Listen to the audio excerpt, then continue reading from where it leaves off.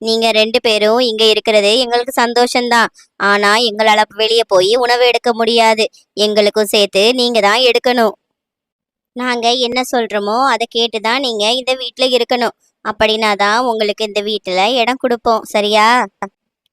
சரி காலு ராணி. ஆனா என்னோட தன்வி ரொம்பவே பாவம். நீங்க அவளை மட்டும் எந்த கஷ்டமும் படுத்தாதீங்க.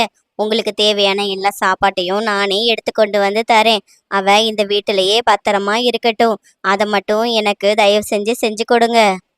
கோமல் அப்படி சொல்லிட்டு காகங்களுக்கு தேவையான உணவை எடுக்கிறதுக்காக தூரமா பறந்து போய்கிட்டு இருந்துச்சு. கோமல் ரொம்ப தூரம் பறந்து வந்ததுக்கு அப்புறமா ஒரு அழகான தோட்டத்தை பார்த்துச்சு. அந்த தோட்டத்துல கோமலுக்கு தேவையான எல்லா வகையான தானியமும் பழங்களும் இருந்துச்சு. அதை பார்த்துட்டு கோமல் தனக்கு தேவையானதை சாப்பிட்டுட்டு காகங்களுக்கு தேவையானதை எடுக்க ஆரம்பிச்சது. பக்கத்திலேயே ஒரு சிவப்பு கலர் அழகான பழம் இருக்கத பார்த்துட்டு தன்னோட மனைவிக்காக எடுக்கலான்னு சொல்லிட்டு தன்விக்காக ஆசையா எடுத்துச்சு. அந்த பழம் விஷச்செடி அப்படின்னு கோமலுக்கு தெரியாது. பழத்தையும் தானியத்தையும் எடுத்துட்டு கோமல் வழக்கம் போல காகங்களோட வீட்டுக்கு வந்துச்சு. காகங்கள் வழக்கம் போல தன்விக்குருவிக்கு பழத்தை கொடுக்காம பெருந்தீனியா சாப்பிட ஆரம்பிச்சது. பழத்தை சாப்பிட்ட கொஞ்ச நேரத்திலேயே காகங்களுக்கு ரொம்பவே வயிறு வலிக்க ஆரம்பிச்சுது.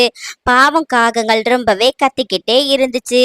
ஆனா பழங்கள் நிறைய சாப்பிட்டதுனால காகங்கள் இறந்து போச்சு. இதை பார்த்துட்டு கோமலும் தன்வியும் ரொம்பவே கவலைப்பட்டாங்க.